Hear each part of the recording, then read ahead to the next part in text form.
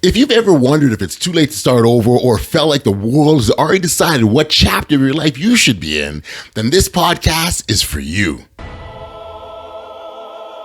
Driven by purpose, fueled by passion, my words got power, my thoughts have action, motivation, stay gracious, that's greatness, be audacious, motivation, be audacious, innovation, be audacious, inspiration, be bold, motivation, be audacious. So Canada Day, I'm releasing my album. It's dropping. Listen to me, at 67 years old, I get to say I'm dropping an album. On Canada Day, I'll be dropping my new album, Unretired. We're floating down the Ottawa River to celebrate the release of this album. And the funny part, too, about that location, I was born less than a kilometer away. Like, you could see the hospital that I was born from the boat. And I started at Yuck Yucks about 3 blocks the other direction. So it's home. I joke, but not really joke. My husband is kind of retiring, and he's home all the time. And one of us had to get out of the house, and it's me. This podcast is all about helping you unlock your inner greatness and live your best audacious life ever. And my guest today is comedian Lisa-Gay Tremblay. And at 67, she's releasing her new comedy album entitled Unretired on Canada Day. Now, she's been in the game for decades, worked with legends, broke ground for women in comedy, Canadian comedy, and now she's stepping back onto the stage with a whole different kind of freedom. I gotta tell you, there was something about Lisa's energy that I super enjoyed, and she wasn't trying to prove she belonged. She already knew it. You know, she was just having fun, telling the truth, and occasionally throwing her husband under the comedy bus, very lovingly, of course. But yeah, we had a good time with this one. There was no doubt about it. So without any further ado, here's my chat with Lisa-Gay Tremblay. Enjoy. Greetings, Lisa. Thank you for joining me here on the Audacious Living podcast. It's awesome. It's so nice to see you. Yeah, it's great to spend some time with you here. You know, first of all, we like to have a lot of fun here on this podcast, so first and foremost, but we also encourage this thing called audacity. And sort of the comedic world, you would know a little bit about that, because I think there's some audaciousness, and you've got to put on display to put on a great show. And so I think there's a nice synergies, if you will. But you also have something really fascinating happening on Canada Day, Unretired. You know, it almost sounds like a statement that you're making. There it is. It's the album cover. It's ready to go. I love it. So as a starting point, what does that statement, that phrase, what does that mean, that word rather, mean to you? Unretired. Well, you know, I'm 67, so a lot of my friends are retired or getting ready to retire, or I've never had a job. So, and I did stand up in my mid to late 20s, early 30s, and then I was a stay-at-home mom and then got involved in politics. I always kept my hand in stand-up, do a show here and there and did the odd television show and some commercials, but really go out on the road and really work, week after week. I hadn't done that in many years. And I joke, but not really joke. My husband is kind of retiring, and he's home all the time. And Okay. one of us had to get out of the house, and it's me. And you weren't finished? I thought, he can take care of the dogs when I'm gone, and bye-bye. You went after... I wasn't retired, but I certainly had not been on the road for 3 months in 30 years, probably. Yeah. So then what pulled you back? I mean, you could have done a bunch of other things, I would imagining. What pulled you back to comedy and being on the road again? Because that's what I love. When I turned 65, I had sort of a moment. You have those big milestone birthdays, and I had that moment and went, what does the rest of my life look like? What do I want it to feel like? What am I not done that I want to do? And I had never recorded an album that I'd released. I had done one a few years ago, but I didn't like it. And I thought, I want to do that. I want to get back to work, and I want a talk show was really my main goal in all of this when it's all said and done. And so I just decided, let's do it. I went to Toronto. I had a meeting with Mark Breslin, who owns Yuck Yucks, and told him what I wanted to do. And he said, whatever I can do to help, let me know. So we booked a bunch of dates, and I went on tour. And the last 2 weeks of the tour, I recorded this album. It's been great. Of releasing new work at 67. Like, is that sort of sunk in at all? Because, most people are the comedians now, they're trying to make it still, right? Like, they're at the other end of the spectrum. Yeah, no, occasionally it kind of hits me from behind. I go, whoa, what are you doing? But most of the time, and when I first went to Toronto to work on this thing, I got a little pushback from some people. They're like, it's ageism in this business. Nobody's going to even talk to you about this talk show. Nobody wants to hear, you're too old.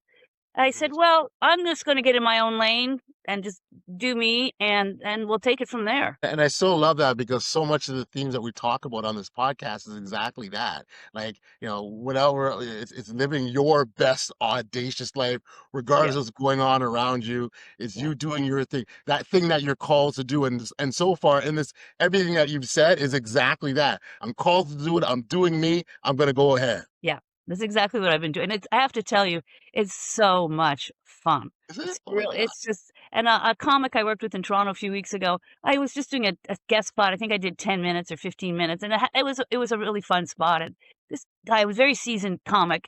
He came over to me after the show and he said, "Great set." I said, "Oh, thank you." He said, You reminded me why I started stand up." I said, "What does that mean?" He goes, "You look like you're having so much fun up there." He goes, "You reminded me why I started this thing." I Yes. thought, "Oh, that's a really sweet thing to say." That is so beautiful, so Yeah, beautiful. And what's interesting because you've lived enough life now that you're not performing from a place, so you're performing from experience as opposed to maybe ambition, right? One time it was like, I gotta get out there and I gotta prove, I gotta show. You're not trying to do none of that stuff no more, are you? yeah, yeah. No, it's and the pressure's different. I was saying something recently. When I was in my 20s and 30s, I was by myself, and if I didn't make any money, I wasn't going to eat or pay my rent. And so the pressure to perform a certain kind of comedy at a certain kind of club, make a certain amount of money to, make sure you could pay your bills every month was, Sure. that was a big, big responsibility. And now, my husband, can pay the rent and I can go to work. So I great. guess. A good trade-off, right? A good Yeah. trade-off. Yeah. And I put out occasionally for him. So, Why not? At the least, it's good. Has comedy changed from this perspective that you're at now? Because I guess you've also changed too, right? Like that's part of the evolution of life. I wonder from your experience, what does comedy look like for you now today at 67? Well, it's the woke factor is big now when I choose to ignore it. So, but I do notice that a lot, that people are censoring themselves. I'm married to a brown guy, so I make a lot of, jokes about being a white girl married to a brown guy. And, I make jokes about race and mixed babies and all, that kind of stuff. Sure. And, some people think it may not be very woke, but that's my life. My life is not woke. So, I guess not. I get it. I totally get it. Is there something maybe that you understand now that maybe, 30-year-old Lisa Gay didn't understand or didn't realize? well, I'll tell you a big change for women comedians, is specific to women. When Right. I started, it'll be 42 years ago, I think, that I started stand up. I got pushback because I used to wear skirts on stage. And I started this, with Paula Poundstone and Rosie O'Donnell, Carol Leifer, Ellen DeGeneres, and there was a suit. That's what was literally a suit and a blouse and a pair of trousers. And that was your uniform on stage. And I deviated from that and I would wear a skirt. And I got a lot of pushback from that, lots. And now I watch, these women now, Liza Schlesinger and Chelsea Handler, and they're all gorgeous women wearing smoking hot outfits, and Sure. they look fabulous. And so I Sure. like to think I was a little bit of a pioneer to, move Sure. that needle a little bit. Well, absolutely. Yeah, you were breaking an untraditional ground for women, right? And you were Well, doing there were something no that women in Canada. I was the only woman headlining in Canada at the time. I was the first Canadian woman to do the Montreal Comedy Festival. There was nobody. There was nobody out there when I started. in the moment, did you realize you're doing something special, or were you just sort of being you? At the moment, I didn't know it was special. At the moment, I was fighting for my life just to get my foot in the door, because Right. it was an all boys club. That, let me tell you, it was an all boys club. Yeah. But how hard was it getting accepted into that club? I don't know that it wasn't easy, but I Okay. don't know. I don't think it's any different for any other job that the men dominated for a woman. You just have to just do you, keep pushing. I was always polite. I was always, nice and did Yeah. my job. But I, there were a lot of no's, because we don't, they actually used to say that, speaking of not woke, used to say, yeah, we don't think women comics are funny. Okay. Okay. Well, Okay. they can Talk of funny, has getting older made you funnier, you think? I don't know if it's made me funnier, but I have different topics now than I didn't Mm. have. I have jokes in my act about, girls enjoying their adorable bodies when they're 20 and 30, because eventually they're going to have to deal with all of this. So, that kind of humor was definitely not in my wheelhouse 30 years Right. ago. Yeah. Right. Well, yeah, you need to think about it. You need to deal with it, right? It wasn't your reality. Yeah, Yeah. that was my reality, and so I sort of evolved, and I think most comedians who are really funny really talk about their lives, and it's that again, stay in your lane, talk about you, talk about Sure. what you know and what you're comfortable with, and Well, it's interesting because I think when you think about like experience, it creates freedom, right? So the more experience you have, the more free you get. And then once you're free, that allows you to be more authentic in your material. And then, the more authentic you are, I think that's the funnier you can be for people. yeah. And the one thing I didn't used to do that I always loved to do, but it was really frowned upon and I didn't do was crowd work. I love talking to the audience and I'm good at it. And it's really fun to do. But back in the day, nobody was doing crowd work. And now it's far more acceptable. And my new album, I'd say not half of it, but maybe 30% of it is talking to the audience about the topics, about my jokes and sort of weaving it all together and making sense of it. But I Right, love right. that flying by the seat of your pants, that kind of like, I'm going in. Let's Yeah, just see yeah. what happens, Yeah. An expression, sometimes you build a plane while you're flying it, right? Let's just go. Yeah, just go. Yeah, yeah. Now, there's something I saw. I know it's in one of your, I think one of the releases. It talked about having nothing to prove at this stage. I wonder if you could sort of expand why that's significant to you at this stage. Sure exactly how to put that into words, but it's not that I don't have anything to prove, but there's like I said, there's nobody in my lane right now. So I don't have to I don't let me change this. I don't compare myself to anybody anymore. So I Right. don't, I think when I was younger, they'd be like, "Oh, you're sort of like this one, or your comedy's like that." I don't do any of that anymore. I just try to write funny stuff. Is when you stop trying to compare or even impress people, right? It does something to your material. Like it matures in a really nice way.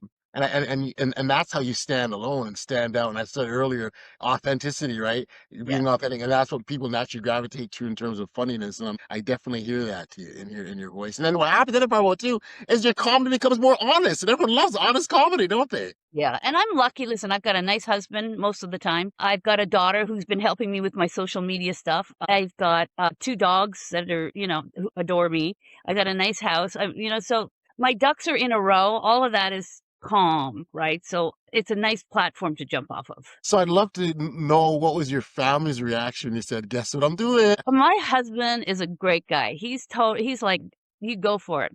You go at it. Cause he knew I put a lot on the back burner because we had our daughter and my husband's from Malaysia. I'm from Canada. We're living in LA. We didn't have any support here and he's a physician. So he was working crazy hours, nights, weekend calls. So somebody had to be home, and that was me. And she just turned 28 this week. So I can go. Let's talk a little bit about coming home. I mean, it's Canada Day, Oh, Ottawa had the place where it all started, Parliament Hill, like all at the CBC, all these big things happening with the sort of Canadian feel. I mean, it just seems that all these circles are overlapping.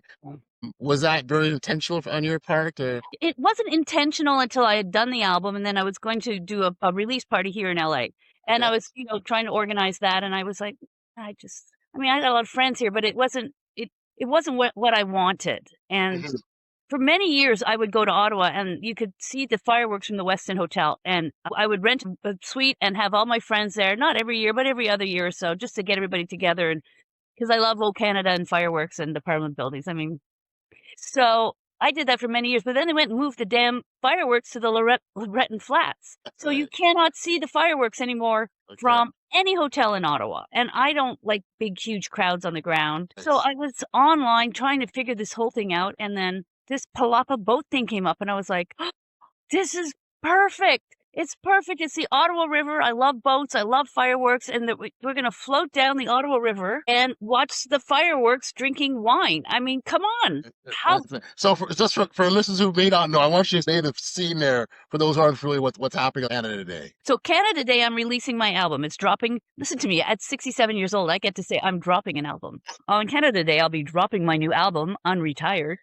And I rented a Palapa to Palapa tour thing, and it's down by the locks by the Chateau Laurier. And it takes 12 people. I'm taking my friends, and we're floating down the Ottawa River to celebrate the release of this album. And the funny part too about that location, I was born less than a kilometer away. Like you could see the hospital that I was born from the boat. and I started at Yuck Yucks about 3 blocks the other direction. So it's home. Yeah, I'm home. Yeah. That's yeah. What kind of emotions are when you think about all that, like, and the symbolism of Canada Day? What kind of emotions come with returning home after all these years? Well, I go home all the time. Like, I'm there. My mom's still alive. She's 89, and so I go back to Ottawa. I try to go at least twice a year, sometimes a little bit more. I work at Yuck Yucks there usually once every year or two. But it's funny, I was answering some questions today for a magazine article, and I had to write it down what this kind of thing meant. And I got a little teary. I'm not gonna lie. Yeah. Yeah. It's incredible. So I read the release. I'm like, oh my gosh, this is so beautiful. And so, yeah, I totally get it. I totally get it. Yeah. So curious if you could speak to a young woman now walking into Yuck Yucks for the first time. What would you tell her? Well, I would tell her to just be herself, and you've got to, it takes work. It doesn't just happen. They're good shows, bad shows. It takes a long time to become a seasoned performer. There's a lot of people out there, YouTube sensations or TikTok sensations who've got 5 minutes. But 5 minutes is not going to carry an audience. It's not going to carry a show. So you've got to do the work. You've got to be out there and do the work. But I would also tell them, this is Yeah, another the thing that work I didn't do. doesn't come easy. Work No, is and work. the other thing I would tell them is something a lot of my female friends did not do. They didn't get married. They didn't have kids because they were on the road, and suddenly they find themselves 40 and wanting a family, and that door is shut. I Mhm. have a lot of female friends who went through that. So I would tell them you can have both. You can have a family if you're married to the right human, and if that's something you really want to do. But don't put your whole life on hold to do comedy. I that would be my live your life, because comedy is in living your life. Yeah, I saw a clip. It was a comedian talking. It was Trevor Noah, the comedian, Oh, he's and so funny. he was yeah. I think he's hilarious. And he was talking about when he used to host the Daily Show, and he Mhm. did this 5 days a week, and then and then on weekends he'd go and do stand up, like like Friday, Saturday, Sunday, return back home Monday, that kind of a thing. And he was talking about how he was sharing this with Chris Rock about what he did. And Chris Rock said to him, if you keep that up, you will be the worst comedian ever because you're not living life. You're Wow. solely just doing comedy. And if you want to be comedic and funny, you have to live life. And so, to your point, Yeah. it's exactly what you're saying. Is you can still live your life and still have like, the space and comedy at the same time. Exactly. And like, for instance, when I was doing stand up full time and that was it. I mean, Yeah. that was a very anxious time in my life. I was always worried about, could I get the rent paid? Could I do this? Could I do that? And I didn't have anything else to be focused on. I was just so laser sharp focused on my career. Yes. And also it's different now, as mentioned, that I don't have to worry about paying rent anymore. So that takes a whole burden off of me, Yes. and it puts it on my Totally husband, who does. It like totally make does. I put the burden back on him by Beautiful. making fun of him. So beautiful. But Yeah, it's funny. ask me what I'm doing Sunday. Hey, what are you doing on Sunday? I'm going to a soccer game. Oh, Guess who's where? playing? So if Oh, I go to see Canada and South Africa, I've got all my Canadian flags, I got Canadian tattoos. I am ready, Canada. I'm going. you are repping for the country. I love it. I love Yeah. it. That's amazing. That is such an amazing experience. I'm sure you'll have a wonderful time. It's interesting. So being in LA, I want to sort of ask about that. Looking back at it now, I must have been out of my mind, because what I started stand up, I worked for Statistics Canada in Ottawa, and I had a Okay. very good job. I Yeah. was very well paid. I had a cute apartment that I could walk to work. I had Yeah. everything was good. And I remember Yes. clearly when I was about 26 going, how many years before I retire with a full pension? And I went, Yeah. oh my God, no, no, no, no, no, no. So I started doing stand up on Wednesday nights, which was amateur night at the time. And Yep. by the way, the lineup for amateur night when I started was Norm Macdonald, Jeremy Hotz, Chris Finn, and Wow. myself. We were amateur night, and so you needed half an hour Beautiful. material to make a living, to be a middle act, as they Yes. would call it. So I kept working at StatsCan during the day, and every time I would I'd take holidays, I would fly out somewhere and work and come back. And after 2 years, I left my job at StatsCan, and everybody thought I was insane. I mean, they really insane. And then I moved to Exactly. Toronto for 2 years and worked Mhm. there. Then I won my green card in the lottery and moved to New York. And I think that was the scariest move, was moving to New York. New York was intense. It was the late 80s in New York City was violent and dangerous and expensive and crazy. Yeah. And you'd go to work at 10 o'clock at night. I couldn't afford a cab, so I had to walk home, like midnight. And Yeah. I just can't believe I did those things. That was crazy. And then I moved to I- LA. And LA wasn't as traumatic a move because it's a lot calmer place to live. Sure. Sure. But then I moved to LA, and I've been there ever since. You said something I need to go back to. You said you won your green card in a lottery. I did. We understand that. How does that happen? Well, they don't have it anymore. At the time when they did it, I applied. It was the American government had it for different countries around the world. So many green cards per country. And I applied the first time. I didn't get it. I got it the second year.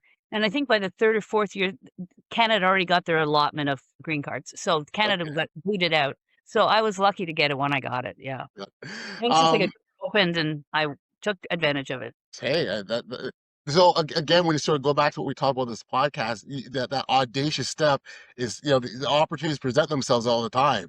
And, we still have to step forward and take them. It doesn't just happen automatically. And so that was in your case, and you did that. And by doing so, you've had the opportunity to share the stage with some sort of incredible performers, right? Some legends in history. I wonder if you sort of talk about maybe what separates, good performers from great ones. Well, I've been lucky. I've worked with a lot of great ones. I worked with Rodney Dangerfield many times, and he was just, he was phenomenal. His whole presence, his whole attitude. And Yes. normally, a lot of times when I've done shows with big stars, they don't even talk to you before the show, Mhm. And I was on stage doing a sound check, and he came out in his bathrobe and brown leather slippers, and you just knew there was nothing underneath that bathrobe. You just knew it. And he said, "I hear you're opening for me, kid." I said, I am. And he goes, "How much time are you going to do?" I said, "Well, how much time would you like me to do?" Because usually it's 10, 15 minutes, somewhere in there. He said, I don't care. Do as much as you want. Just don't say fuck." I said, "But I can do that." And it turns out because he says it and he wants the first shock value of that word. I get you. I get it. I get it. But so he was completely different than, say, Jerry Seinfeld. I worked with Jerry many times in New York because we were both in New York at the same time, and my manager was friends with his manager, so I Yeah. worked with him a lot. Yeah. He wasn't rude or anything to anybody, but he didn't really talk to anybody. And by the way, I don't talk to a lot of people before I'm working either. I tend to be quite quiet, kind of focused. But he had a yellow legal pad, and he'd sit in one of the offices and going over his jokes and working on his set, and just very laser focused. But he was not on stage in a bathrobe and brown leather slippers. I got it. I got it. Is there a lesson that stayed with you from these people you work with? I think for me, I always just try to be polite with people, and now that I've been at this a long time, some young comics will come up to me and ask for advice, and I like to take the time and talk to them, and because I've been lucky enough to have lovely people in my life too to do Yeah, that for me. So that's I like to return the favor. so amazing. Lisa, I want to really go back to Unretired, because in my mind, it takes a certain kind of courage to reinvent yourself. I would say, is that a fair way? I think that's a fair way of classifying this. Is that something that you consciously thought about, or was always jump in the water and see what happens? Well, this time I had a plan. So I was very methodical last fall when I met with Mark Breslin. I said, "This is what I want to do. This is what I wanted." He said, "Whatever." So I booked a bunch of clubs, one week after another. I rented that condo in Toronto. Who the hell goes to Ottawa and Montreal in February on purpose? Right. Toronto, you guys had a pretty miserable winter. So I was there March and April. So before I could change my mind, I rented the condo. I booked. I've got agents here, and I told them, "Listen, I'm booking out for a few months. I'm going to do this album." And I just sort of made a plan and just did it before I could. And a lot of people have been like, "Wow, I can't believe you did that." And I haven't thought about it too much. I think it's probably like the same when I moved to New York all those years ago. I just like, yeah, I can do that. Okay, let's just, let's go. Just So do that's it. fun. Yeah. Now it's just like, let's just do it. I think the idea of committing to it, like putting plans in place, and you can't. That way, you can't back out of it, right? You're already committed. You're all in at that point. I'm all in. Yes. Yes. And then I was lucky. My cousin has a condo in downtown Toronto who's going to be away the last few weeks. So I went to cat sit for her while she was away. And luckily for me, the cat died a week before I got there. So I didn't have to worry about killing the cat, which was always a worry because it was very old. And but I did kill her goldfish. Okay, so it was I a. think I was saying, it drowned. I think it drowned. that's funny. Any fears that came up or anything like that? That you could Fears? think of? Yeah. No, I don't really think there were any fears. I mean, not real fears. I mean, like I said, there's some negative stuff going, oh, well, we're too old for this and you're gonna Right. get a lot of pushback. I was like, yeah, well, we'll see. I just tried to stay positive about it and focus on what it was I wanted to achieve. It's so funny because so much of your story kind of reminds me about myself, and I'll tell you very quickly. I first started podcasting in 2008. It was the first podcast I ever done. We ran it for 5 years. I was a big basketball guy, so I was around the NBA, and I used to talk to NBA players, and we had a lot of fun. It was a great run, and it ended when it ended. I went on to do other things. And it wasn't until after the pandemic, we all remember what that did for us. And I felt like I had this thing I was lacking, missing. And I said, you know what? Let me get back into podcasting. I know that very well. And I remember going back into it, and the first thing I remember asking myself is like, do I even know how to do this thing anymore? Like the number of doubts that came up in my mind in terms of, can you still do this? Are people who want to hear your voice? How do you know that you're irrelevant? Like, it was just all sorts of things. And I'm just curious, were any of those sort of head games happening for you, or thoughts that maybe No, will audiences still hear my voice? do you know what scared me the most? Social What's that? media. Social Really? media, because I mean, I did not TikTok, have a whack, give the dog a bone. I mean, I sent Morse codes when I was a kid to communicate and smoke signals. So, the Instagram and the Facebook and the TikTok and so I would try, even here now, almost all auditions now are done on Zoom, and and then I'm trying to edit. I couldn't. I was just took all my energy to try. My husband's like, would you just hire somebody to do that stuff for you? I said, Right. you can do that? He goes, yeah, I'm pretty sure you can. So as it turned out, I'm still doing it mostly myself, but my 28-year-old daughter has been a huge help, and I'm getting way better. I edited something the other day all by myself on my phone. I was very proud of myself. But Yeah, that good was for you. the hardest part for me, is all the technology, because I didn't grow up Mm. with computers, Right, right. Yeah, no, that's very that's very true. It's I funny. was the remote control when I was growing up. There was Right. Go yeah, put it on the other yeah. channel. That's right. Right. Yeah, You no, I want remember. CTV or CBC? That's right. CTV or Yeah. CBC? Those were your two That's it. choices. There was no Netflix, there's no Hulu, there was no Tubi, like all that stuff. Or you could get a French one too, because we were in Ottawa, so we could get a Oh, CBC okay. or Okay. CBC. Okay. Yeah, Okay. that was it. Wondering as you think about, when people listen to Unretired, what do you hope they hear just beyond the jokes and the laughs? What do you hope that they're able to hear from you? That it's okay to make fun of yourself. It's okay to make fun of other people. It's okay just to have a good time. It's okay. Yeah. Yeah, And and and, we're and still relevant. We're not the original title for this album is a true story, but I was told to change it because it was too morbid. The original name was "I'm Not Dead Yet," and then we shortened it down to "Not Dead Yet." And then I got a lot of pushback. People are like, "That's a little morbid." I went, "Well, that's the truth. I am not dead yet. I right. still have something to say. I'm Yes. still relevant. I am still here." It's beautiful because that's when you think of what you want people, like you hope people remember you by, I think that's exactly what it'll be like. I still have something to say. Yeah, 67. yeah. When this chapter is over, what do you hope for? What comes next for you? Well, I want a talk show. I've got a name for it. It's called Beaver Tales, Tales. It's Okay. Canadian, and I want to do a late night talk show in Canada. That's what I want Oh, to do. I'm putting it that's out there, and okay. I do with Canadians from all walks of life. Politicians, entertainers, people, sports figures, just anybody. And I want it to have a definitive, definite Canadian slant to it. Yeah. Well, we make room for podcast hosts. We'd love to join you. Podcast host, well, you're the top of the list of podcast hosts. I'll take it. Thank you. Thank you. Oh, Lisa, this has been so much fun. Just before we go, we have this what we call a fearless fast round, some rapid fire questions. I throw some Okay. on it, and you go with it. How's that sound? All Ready right, let for me it? have a sip of water. Let me get ready here. I'm ready. Go. What's something that makes you laugh every single time? Oh, well, seeing my husband naked. what's what's the worst job Me that you naked ever makes me nauseous. That's a whole other thing. had? Oh my gosh. Okay. Okay. Great. We got that out of the way. What's the worst job that you've ever had? The worst job I had two.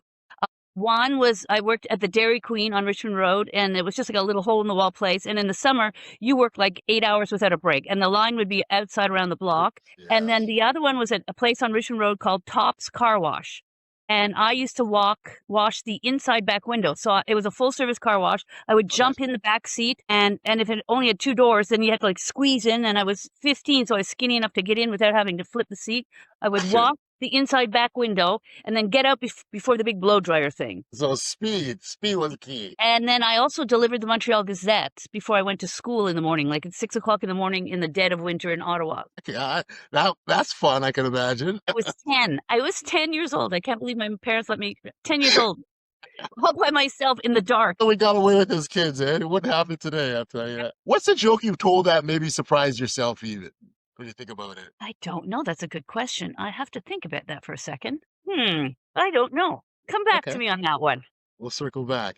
You Oh, know, let's talk about Canadian stereotype that is actually true. Which one is actually true? we are the nicest people on this planet. We are the most polite people on this planet. Yeah, I can co-sign with that one. What's the one thing people always assume about comedians that's completely wrong? I think they assume that we're funny all the time. I am not that funny off stage. I mean, I can be funny, but I'm not always making jokes. My husband, on the other hand, my husband, the doctor is funny all the time. He's a very funny guy, and people will say, "I thought you were the comedian." I'm like, "Oh, please, here we go," because he's always on. He's always on. Charming, charming, charming. Got you.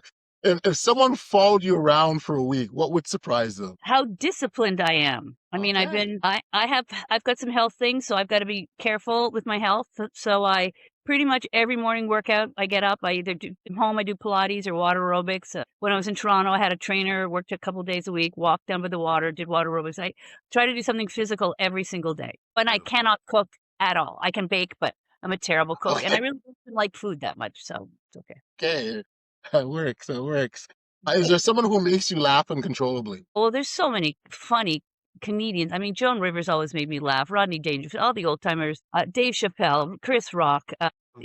Chelsea Handler makes me laugh. Eliza Schlesinger. I mean, there's a woman, Sarah Millican, who makes me laugh. She's an English woman who's very, very funny. Yeah, there's Okay. lots of people out there who make me laugh. When you think about a piece of advice that you ignored that turned out to be good, Yeah, don't leave your job at Stats Can. okay. That's funny. Finish this sentence. Living an audacious life means what? Just being authentically me and not Beautiful. apologizing for it. Well, I am so glad that you've shown up authentically today here. Lisa, this has It's just been been a so much phenomenal. fun. Yeah, no, phenomenal time and congratulations.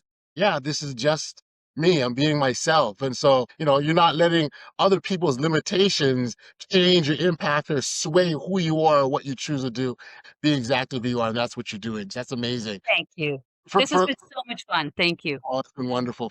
I have a website, Lisa-Gay-Tremblay.com. Well, Lisa, we will make sure that all the appropriate contact details are in the show notes for listeners. Congratulations. All Thank the you. best. Wishing you much success on Thank July 1st. Canada Day will be a special one this year for you and your family. And I appreciate you for being a guest on the Audacious Living Ah, podcast. how much fun was this? Thank you.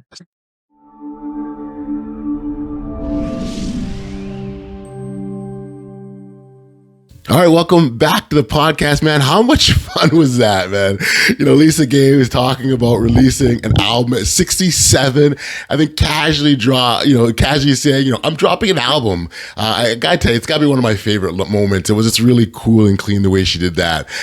There's something really beautiful about hearing someone reach a stage in life where they're not asking for permission anymore. They're just doing the thing, just doing it. And that really is the heart of this conversation. Lisa-Gay is not trying to be younger. She's not trying to fit into someone else's lane. She's standing in her own experience, her own humor, her own timing, and saying, I'm still relevant, I'm still here, and I still have something to say. Folks, that's audacity, because reinvention doesn't always look like it's starting from scratch. Sometimes it looks like returning to the thing you love more than wisdom, more than freedom, and a lot less concern with who approves. I think that's a really beautiful lead-in into today's Audacious Insight. It's time for an Audacious Insight where we take a quick look at something happening in the real world that reflects the power of bold thinking and intentional action. In 2023, Martha Stewart became the oldest cover star in Sports Illustrated history at 81, using the moment to challenge assumptions about age, visibility, and who still gets to take up space. That spirit reminds us that we don't need permission to be seen, to pursue what excites us, to stay ambitious, or to believe we still have something meaningful to contribute, regardless of our age or stage of life. That lesson is simple. Audacity is not always about becoming someone new. Sometimes it's about refusing to disappear from your own story. You can check out Lisa-Gay Tremblay over at lisagaytremblay.com. Follow her on Instagram or check out her new comedy album, Unretired. And if this conversation made you smile, think, or maybe consider something you thought was too late, share it with someone who needs to hear that reminder. Follow the show, leave a review, and help us keep spreading these audacious conversations. You know, sometimes the next chapter doesn't always ask how old you are. It asks whether you're willing to show up. Thank you so much for showing up. Until next time, keep living life audaciously. Driven by purpose, fueled by passion. My words got power, my thoughts have action. Motivation, stay gracious. That's greatness, be audacious.